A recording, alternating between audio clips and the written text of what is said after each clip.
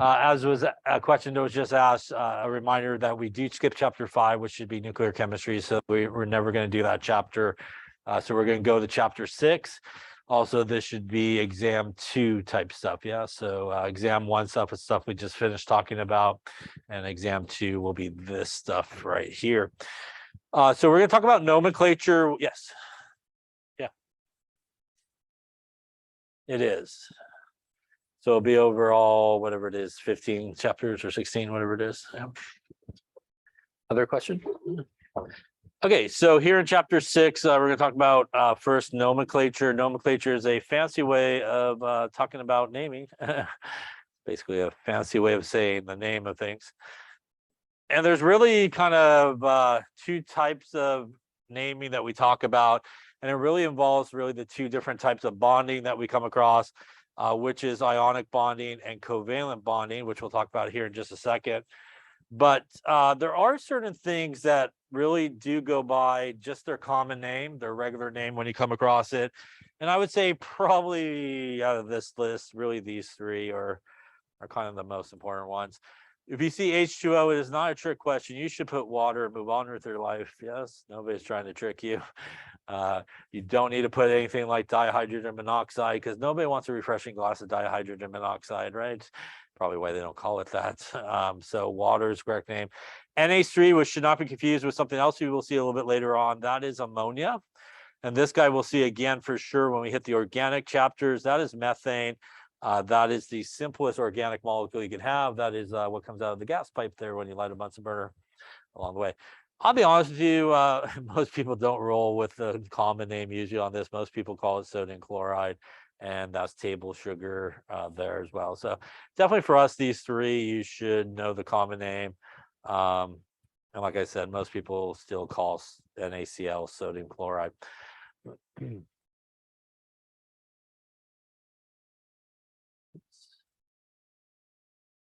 So there's really 2 types of compounds that we name.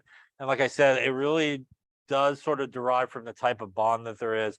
The first one is really an ionic bond or ionic compound.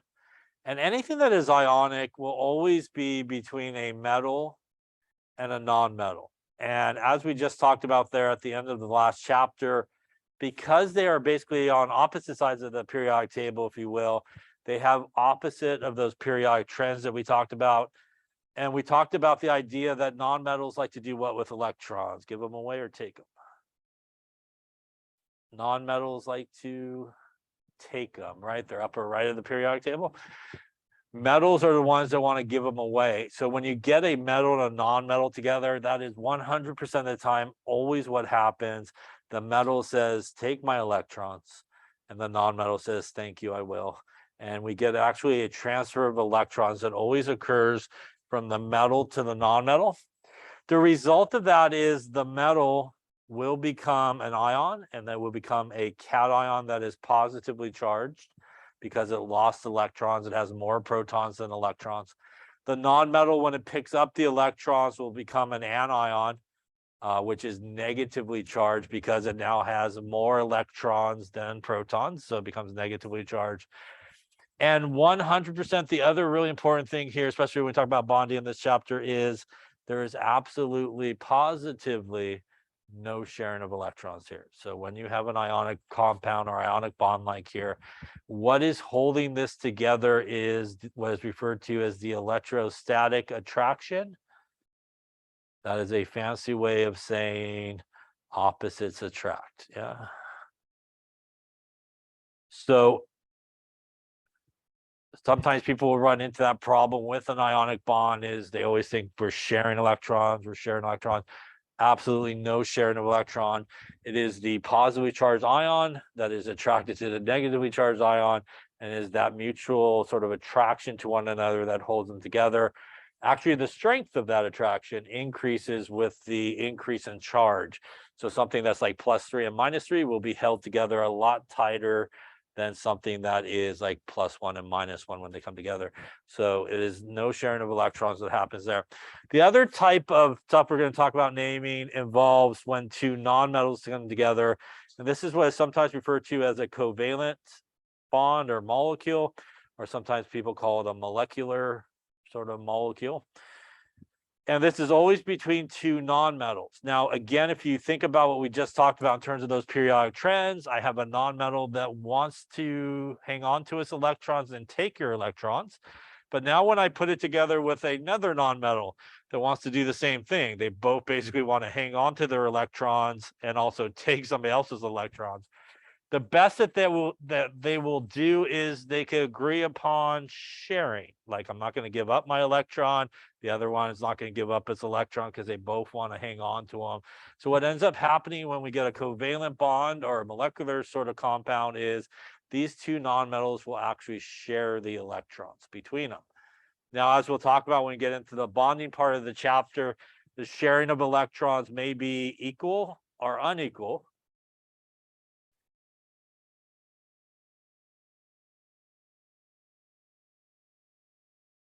But there is some aspect of sharing, while here, once again, an ionic bond, absolutely no sharing of electrons. Any questions on the difference there? So it actually does make a difference as well in terms of how we name these guys, depending on the type of things that are involved. How we name a metal and a nonmetal is very different than how we name two nonmetals when they come together. So the bonding is actually different between those things, and actually the way that we go about naming them is different. Any questions on that there? So let's talk about sort of a couple important things. Let's first talk about ionic bonds and ionic compounds. And again, this is ionic. And they are sometimes referred to as type 1 or type 2 compounds. And in an ionic compound, we always have a positive ion, which is our cation, and our negative ion. And the cation always goes first when it's in a formula. It's always positive, then negative. And it also, when you write the name for it, it's always the positive guy first and the negative guy for second. So that is always how we come by it. By the way, before we get too far, I think we talked about, but just in case we didn't, let's just make sure. When we go to the periodic table, there are certain things on the periodic table that have sort of fixed charges. Now, things on the periodic table do not have charges until, frankly, they become like an ionic compound. When a metal and non-metal come together, that's actually when they gain charges. If you have just any element by itself, not with anything else, it will have no charge. But when things do make a charge, everybody in group 1 will make a +1 charge. Everybody in group 2 will make a +2 charge. In group 3, really who we are talking about here is aluminum, and that will be a +3 charge. Skipping group 4, remember we have our staircase that kind of comes down this way. Going to group 5 actually will be a -3 charge, and those are the nonmetals above the staircase. Group 6 will be a -2 charge, once again the nonmetals above the staircase. And group 7 will be a -1 charge, again the nonmetals above, because below the staircase are actually metals in those groups. Yeah, so below the staircase are metals, above the staircase are nonmetals. So that is sort of the pattern. These are fixed charges, which means no matter what the situation is, that is always going to be the charge. So earlier we talked about magnesium, which is group 2, and it makes a +2 charge. That is this charge. It'll never make anything else. You'll never find a magnesium with a +3, a +6. It will always be a +2. Same thing with sodium, which is group number 1. It will always be a +1 charge. It will never be anything other than that. Chip question? It will be very helpful for you to know the charges here of these guys that make these type of charges, because it'll help you do the naming and all that stuff. So I'm going to say yes, because it will help you do all the other stuff that you have to do in this chapter. So make sure that you kind of know these charges. Now, group 4, there's really no good pattern because it's kind of a mixture of like all three things, metals, nonmetals, and metalloids sort of happening. This is our transition metal region here. And one thing that transition metals have is they have a variable charge, which means, for example, something like iron in certain situations could be iron 2, and other situations could be iron 3 and plus 2. Also down in this region where we have things that are not really transition metals, but you have things like lead and tin and antimony and bismuth.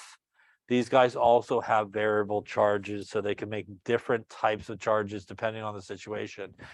There is 3 exceptions in the transition metal region that no matter what the deal is, and even though they are transition metals, they do have fixed charges, and that is zinc and cadmium. These 2 guys, no matter what the deal is, will always make a +2 charge. And if you hang a left over there at cadmium to silver, it will be a +1 charge always. So those 3 guys, I call it like a backwards L there on the periodic table. Although they are transition metals, they do have fixed charges. So that's really important also for how we go about naming those guys when they're involved as well. Any questions on that there?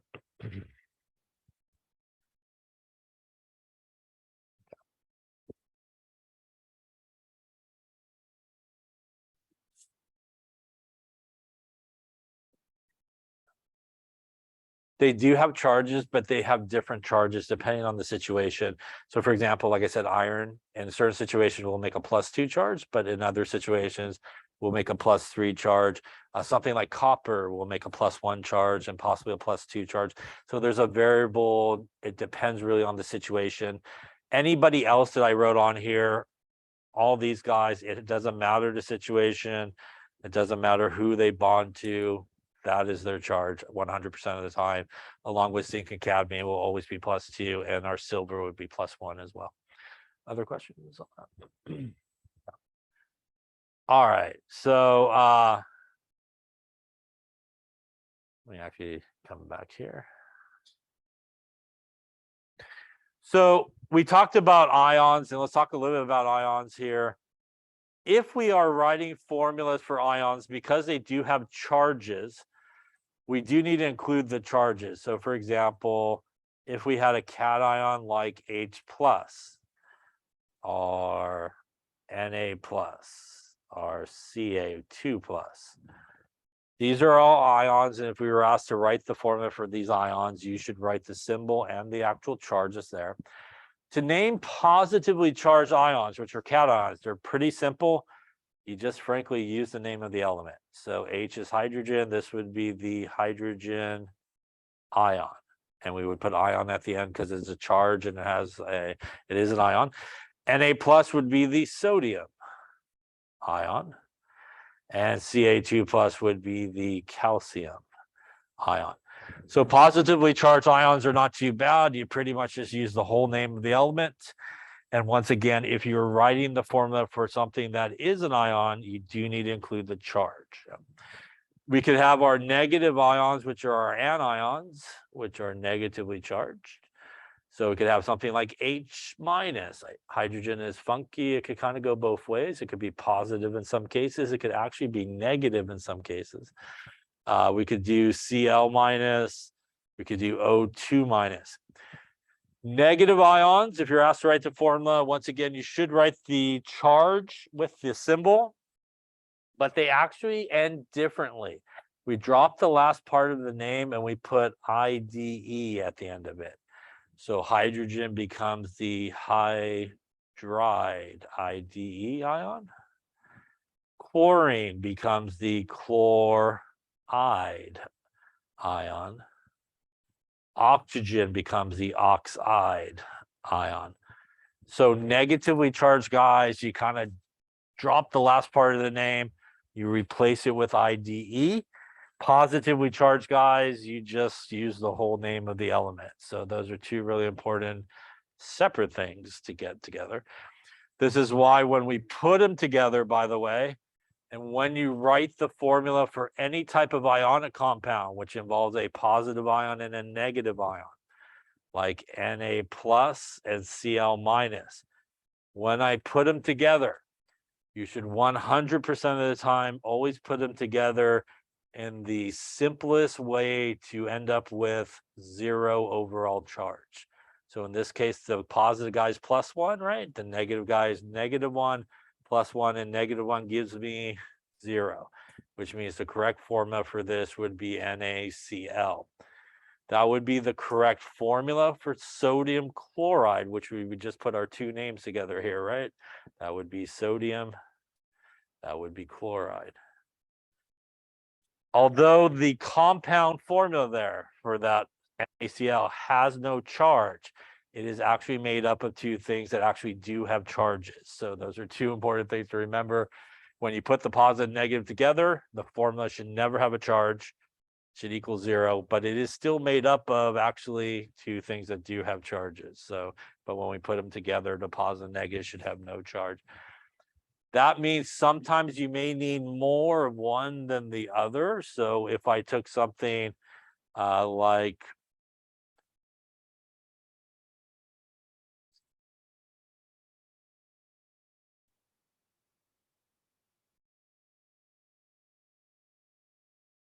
so let's say I took something like my calcium ion and my chloride ion. When I put these together, if I were to put these together, the positive and negative, and I just took one of each, would I get a 0 charge? I would not. I would get actually a +1 charge, right? To balance it out, I actually need more of which one? Yeah, I need a grand total of actually 2 of them, right? +2, -1, and -1 is -2, +2, -2. We're now balanced to 0. The simplest way to do that. That gives me a proper form of CaCl2. This would be calcium chloride, IDE at the end of it, yeah. Once again, the formula when you put the metal and non-metal together has no charge, but it is still made up of basically three things that have charges. It's made up of a calcium with a +2 charge and 2 of the Cls that have a -1 charge. So again, with an ionic compound, which is what these things are, when we put them together, no charge, but still made up of things that do have charges. Any questions on that there? Yeah.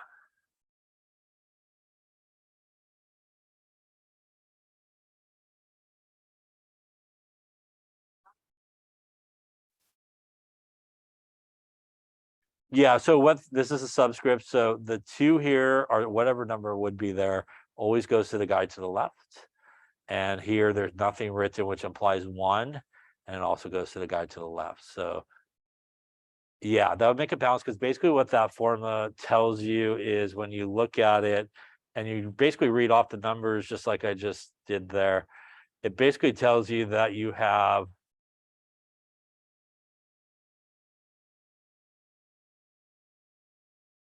obviously 1 calcium, and we know calcium in this case would have a +2 charge because it's group number 2. We have 2 of the Cls, and Cl is group number 7, so each one would have a -1 charge, and that is how they balance the overall charge here. The +2 and the -2 basically equals 0, yeah. And that's basically what you want to make sure you do, yeah. And you want to do it again in the simplest way possible to get to 0. There's many ways you could do it. You could have like, you could have 4 chlorines and 2 calciums, but you don't want to do that. You want to do it in the simplest whole number way that balances out the positive and negative guy. Other questions on that there? Yeah. What's that? The 2 means that you have 2 chloride ions, basically, right? 1 and 2, basically. That's what this 2 means here. We don't need it because 1 Ca basically has a +2 charge, right? We had 2 calciums, it would be +4, and that would not balance out. So it's the charges that need to balance out, yeah, in this case. So this one supplies a +2 just with 1. So we just need 2 of these since they each supply basically a -1. Yeah. Other questions? Okay. All right, here. So let's talk a little bit about the difference between sort of type 1 and type 2 compounds. These, once again, are ionic compounds we're talking about here. And again, that always means when you see the word ionic, it always means our metal and non-metal, and it always means electrons being transferred, basically. Also always means we will have a cation that's positive and an anion that's negative, and the cation comes from the metal and the anion comes from the non-metal. What makes something a type 1 compound is this: it is always the metal that's most important. So when you have a compound that has a metal and a non-metal together, it is always the metal you should look at. You don't care much at all about the non-metal. It really doesn't matter. It is always the metal that is most important. And what's most important about the metal is its location. So if the metal comes from either group 1, 2, 3, or is zinc, cadmium, or silver, it is considered a type 1 compound. And what all those guys have in common is what we just talked about. They all have a fixed positive charge. Yeah. So they all have fixed positive charges. No matter what the deal is, it's always going to be the same charge. Type 2 compounds, which are also ionic compounds, when you look at the metal, it's going to be a transition metal, or just to the right of that, under the staircase on the periodic table. So that's your guys like lead and tin in that area. What all these guys have in common is they can have a variable positive charge. So it depends on the situation as to what the positive charge is. So for example, chromium in certain situations could be +2, in other situations it can make a +3 charge. Copper, like I mentioned, in certain situations will be a +1 charge, and in other situations will be a +2 charge. So transition metals are type 2. Once again, it is always in this situation, you always want to focus in on the metal. So it is, the metal should always be positive, and they should always be the first one in both the formula and also the name if you're given a name. So either way, it's always the metal that you should focus in on and where it's located. Once you do that, it makes the naming part a lot easier. And you do name slightly different depending if it's type 1 or type 2. So let's talk a little bit about sort of the rules for naming type 1 or type 2. By the way, this is a table from your book. These are group 1 guys. And again, you can see we're just using the whole names here. And these are our negative guys, which they all have the IDE happening there. So let's talk about type 1 guys. Type 1 compounds are where our metal is group 1, 2, 3, zinc, cadmium, silver. And here you go, type 1. Here's what you do. You use the whole name of the metal, and the non-metal gets the IDE treatment at the end. So the whole name of the metal, and just drop the last part of the non-metal, put IDE here. Here's the deal. It doesn't matter how many of either of those things you have in the formula. You could have 40 metals and 20 non-metals together. It never will happen, but you could. And it doesn't matter. That's pretty much how you name it. You just use the whole name of the metal, and you use the non-metal with the IDE at the end of it. So like we just looked at a couple of examples there, NaCl. When I look at NaCl, that's a metal, that's a non-metal. I would focus in on my Na. Na is group 1, which as soon as it tells me it's group 1, I know it's a type 1 compound. And that's all I need. I don't care about anything else that's written in that formula other than the symbols. And I'm just going to use the whole name once again, sodium, and the non-metal gets the IDE, goes from chlorine to chloride. Again, we could do the same thing as what we were just talking about with our other guy we saw. When we look at this formula, which is CaCl2, I look here, that is a metal, that is a non-metal. Metal is most important. Calcium is group 2. Group 2 tells me it's a fixed charge. It tells me this is a type 1 compound. I roll to my naming, which is the whole name of the metal, which would be calcium. And again, the chlorine here would be chloride, right? If I did MgBr, Br2. What would this name be?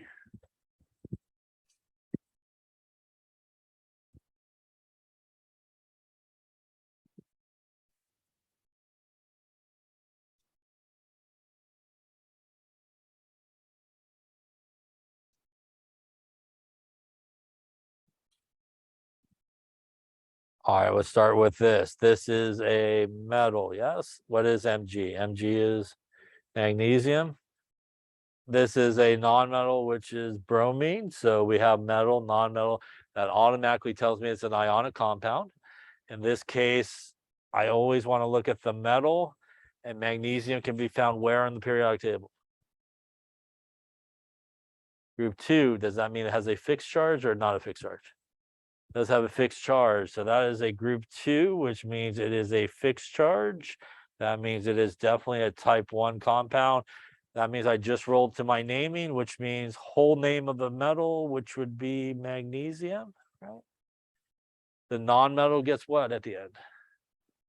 Yeah, this is bromide, IDE, yes. Now you might notice here and here, did I do anything not so good, like put a die in there because it sounds more scientific? Yes. You should not use a prefix here at all. Yeah. So it doesn't matter if that is a 2, that's a 6. It doesn't matter in this type of naming because it is a type 1 compound. You just put the IDE here. Very common. People always want to put prefixes because I think they think it sounds more scientific-y. Yeah.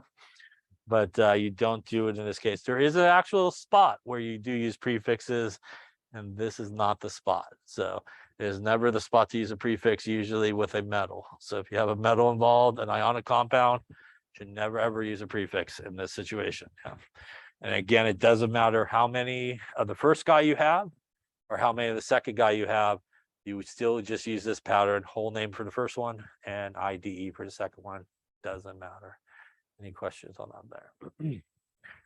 By the way, although this guy does not have an overall charge, it is actually made up of 3 things with charges. It's made up of a magnesium that has a +2 charge, and it's made up of 2 Brs that have -1 each.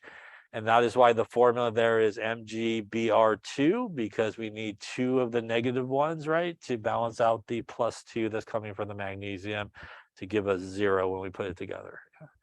Any questions on that? All right, so as I mentioned before, in these formulas, when we put them together, definitely no charge, but they are still made up of 2 things with a charge. So here's another example. This is Ki. K is a metal, I is a non-metal. The K is from group 1, which again automatically tells me 2 things: metal, non-metal, ionic. Group 1, type 1, which means just going to use the whole name of the metal, which would be potassium. And again, iodine becomes iodide, IDE at the end of it. And that would be the proper name for that guy. Once again, although it does not have a charge here, it is still made up of 2 things with charges.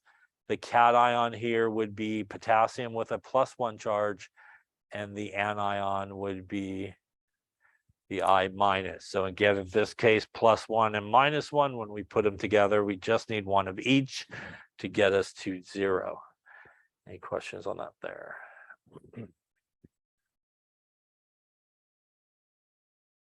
All right, so why don't you try some here? Why don't you give the name of these guys? And why don't you also give the formulas for, we'll go the other way. Let's do potassium nitride. Let's do lithium oxide.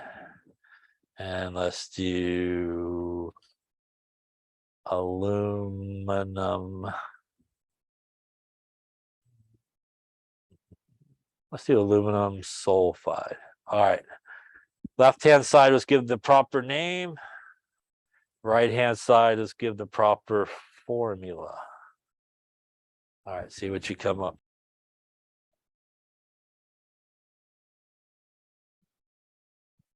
Okay, let's take a look, see how you're doing. So once again, we want to kind of identify what we got going on. So K is potassium, which is a metal. Cl, which is chlorine, which is a non-metal. So once again, that tells us ionic. Always an ionic, we want to focus in on the metal here. And our metal K comes from group number 1, right? Which tells us it has a fixed charge. And it is a type 1 compound. And really, that's all we need. We're just going to go with the whole name here of the metal, which would be potassium. Our chlorine, which is the non-metal, we'll get the IDE at the end of it. And we got a little potassium chloride in this case. Any questions on that one there? Once again, we look at the second one. That's calcium, which is a metal. That is bromine, which is a non-metal. And once again, always the metal is important.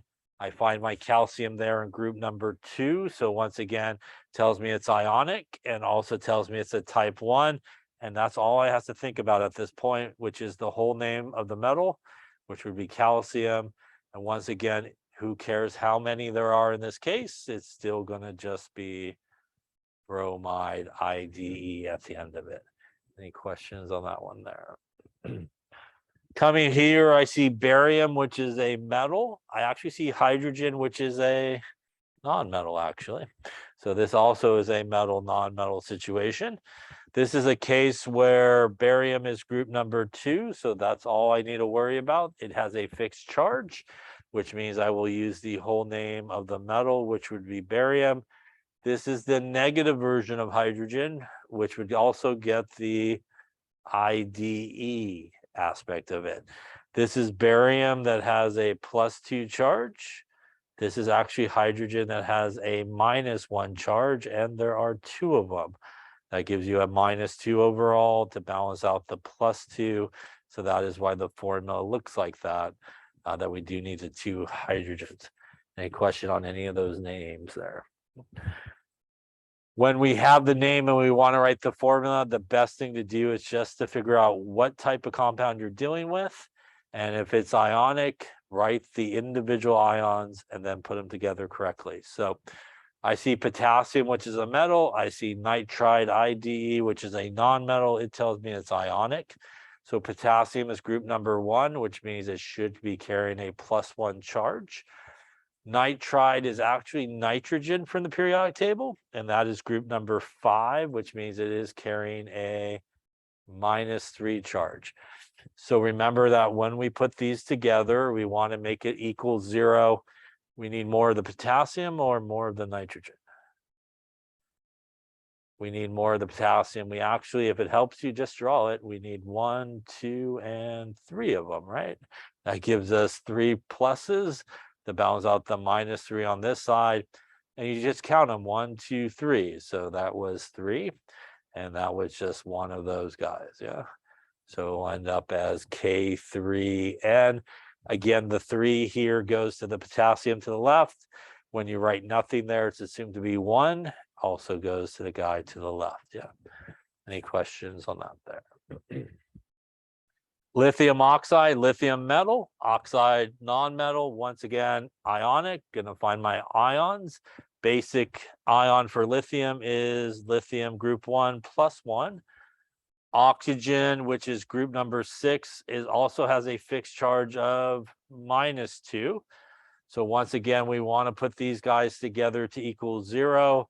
And to do that, we need 1 more lithium to do that. That gives us a +2 to balance out the -2 we got going on over there.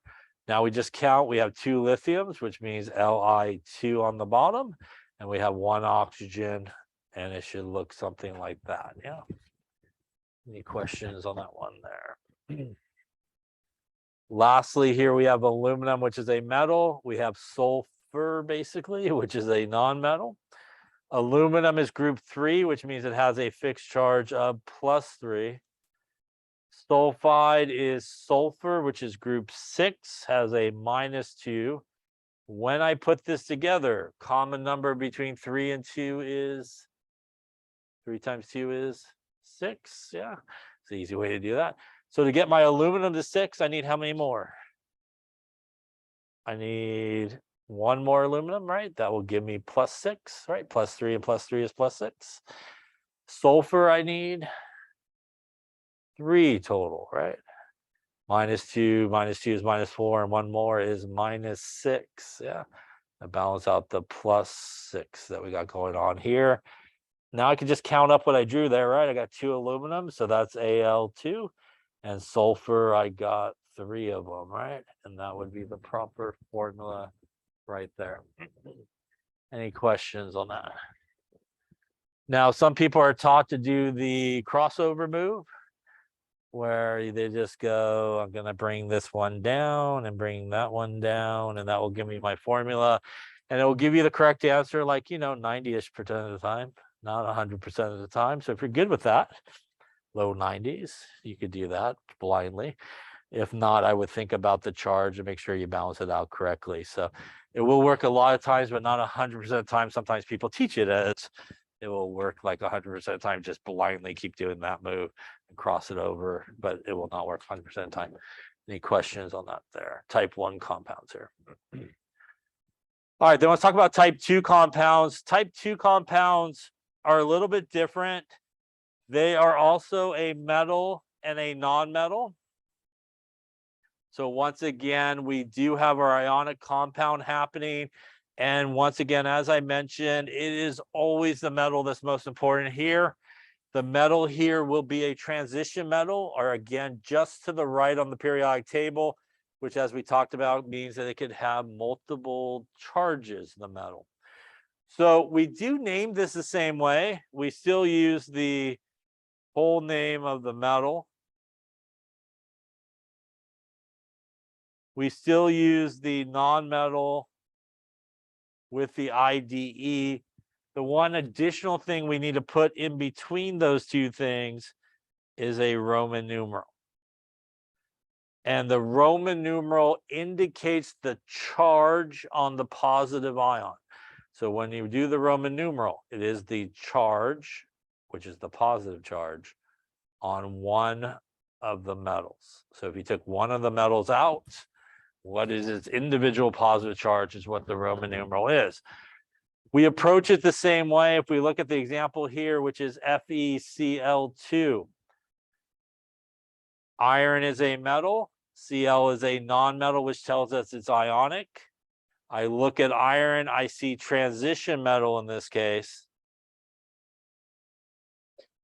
which tells me it is a type 2 compound. What that tells you is, frankly, you need to do one additional step, and that step is you need to figure out what the charge is on the iron in this case. You could do that by just taking out what it says. I have 1 iron. I'm not sure what the charge is. The good news is you will 100% of the time know what the charge is on what it's bound to. So I have 2 Cls, right? That's basically what the 2 means. I have 2 of those. Cl is group 7, which means each one has what type of charge? Group 7 is -1. So there's 2 of them, which means I have an overall -2 charge, and I have just 1 iron. To balance it out, the iron needs to be +2 in this case. So you'll always be able to figure it out based on what that metal is bound to. You'll always know the charge of it.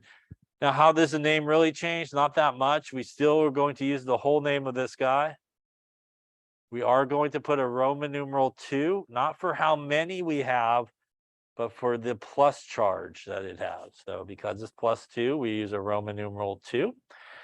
And once again, here we have multiple Cls. Doesn't make a difference. We're going to name it the exact same way. It will just be iron Roman numeral 2 chloride. So once again, here we do not use a prefix for sure. But you do need to use a Roman numeral because of the metal. That is because if I have this guy, FeCl3, what would the name of that one be?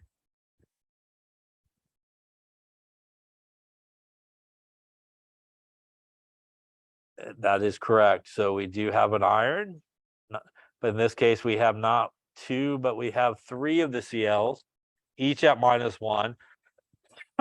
Excuse me. Gives us a -3 charge, which means in this case, the iron actually has a +3 charge. So we need to tell the people in this case, it is iron Roman numeral 3. because of the charge. And once again, it would be chloride. So because iron could have multiple charges, even when it is bound to the exact same thing in terms of an element, you do need to indicate to the person, in this case is the iron 3, and in this case is the guy with the iron 2. Any questions on that there? So what would the name of this guy be here? PB is lead. Okay, let's take a look at this one. So PB is lead, which is a metal. And by the way, it is over here, kind of below the staircase, just to the right of the transition metals, which means it is basically named the same way as transition metals. O is an oxygen, which is a non-metal. So this tells me it's ionic. And because it is lead, tells me it's a type 2 compound. So PB here, I'm not sure what the charge is, but I do have 2 oxygens in this case. Each oxygen is group number 6, which means what type of charge does it have? Each one. Group 6 is -2, yeah? -2, that is a -4. That means the lead in this case is actually +4. And the name here would be lead Roman numeral 4 because of this charge. And it would be oxygen would get the IDE at the end of it, and it would be oxide. This is a prime example of if you did the switcheroo there, you would get the wrong charge. You would think it would be +2 if you just kind of flip the number up this way. So once again, doesn't work 100% of the time, 90-ish% of the time. Better to sort of think about it and sort of do it this way. Any question on that one there? Yeah.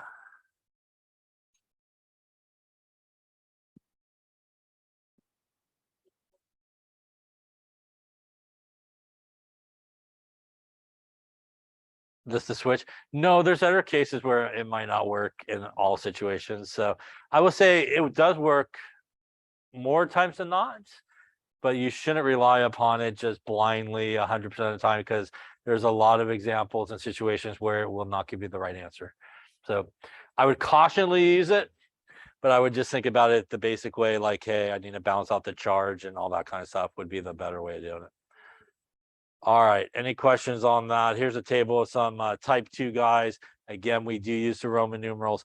So it's really important when you're dealing with ionic compounds, they're basically named the same way. And it's basically whole name of the metal, IDE for the non-metal.